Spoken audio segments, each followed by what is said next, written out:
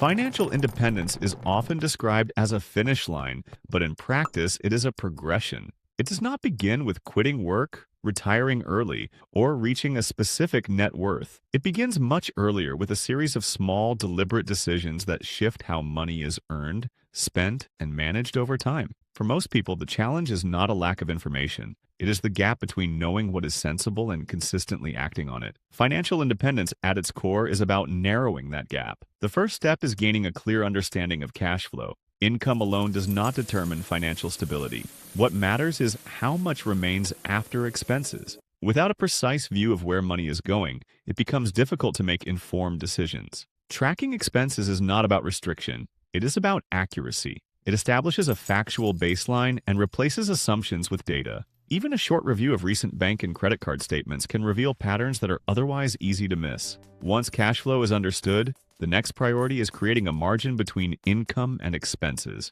This margin is the foundation of financial independence. It provides room to save, invest, and handle unexpected costs without relying on debt. Early on, increasing this margin is often more effective than trying to significantly increase income. Fixed expenses such as housing, transportation, and recurring services tend to have the greatest impact. Small reductions in these areas can compound over time and improve financial resilience. Debt plays a central role at this stage. Not all debt is equal, but high-interest consumer debt limits flexibility and slows progress. Credit cards and unsecured loans reduce the ability to redirect income towards savings and investment. Addressing these balances is less about optimization and more about removing friction. Paying down high-interest debt improves cash flow immediately and lowers financial risk. This step often produces measurable results faster than any investment strategy. With debt under control, attention can shift toward building short-term financial security. An emergency fund serves a practical purpose. It reduces the need to rely on credit when expenses arise unexpectedly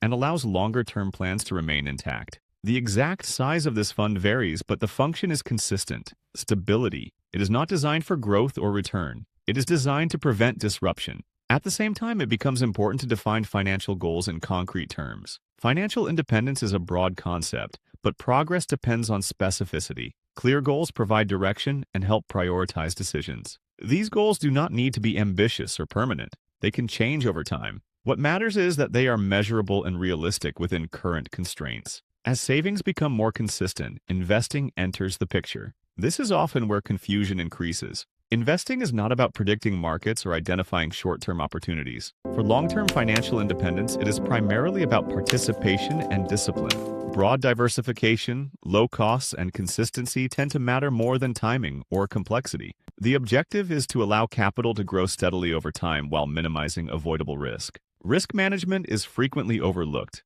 but it is part of the same process. Insurance, retirement accounts, and tax planning are not advanced topics reserved for later stages. They influence outcomes from the beginning. Adequate coverage protects progress already made, while tax-advantaged accounts improve efficiency. These decisions do not require constant adjustment, but they benefit from early attention. Another critical element is lifestyle inflation. As income increases, spending often follows. This can slow or even reverse progress toward financial independence.